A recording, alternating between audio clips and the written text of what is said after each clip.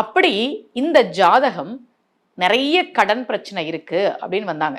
தமிழ்நாட்டில் கடன் பிரச்சனைகளை தீர்க்கக்கூடிய கோவில்கள் நிறைய உண்டு. அப்போ கோவிலுக்கு போனாவே கடன் பிரச்சனை தீந்துருமா?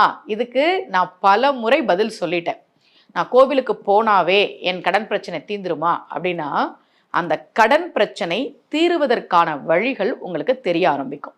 கூடுதலாக உழைக்கிறதுக்கான வாய்ப்பு உங்களை தேடி வரும்போது நீங்கள் உழைக்க தயாராக இருந்தால், நேரம் காலம் பார்க்காம நம்ம உழைக்கிறோம் அப்படின்னா அந்த வருமானத்தின் மூலமாக கண்டிப்பாக கடன் தீரும். அப்படிதான் எல்லாருக்கும் நான் சொல்லுவேன். நான் சும்மா கண்ணை மூடிட்டு உட்காந்தா கடன் தீந்துருமானா அப்படி கிடையாது. நம்ம உழைக்கிறதுக்கான வாய்ப்புகள் நிறைய தேடி வரும். வாய்ப்பு வந்தால் தானே நம்ம அதை பயன்படுத்தி நம்ம திறமையை வெளிக்காட்டி வேலை செய்ய முடியும், உழைக்க முடியும். அப்படி வரக்கூடிய வாய்ப்புகளை பயன்படுத்தி உழைத்து சம்பாதித்து நிச்சயமாக கடனை தீர்க்க முடியும். நிறைய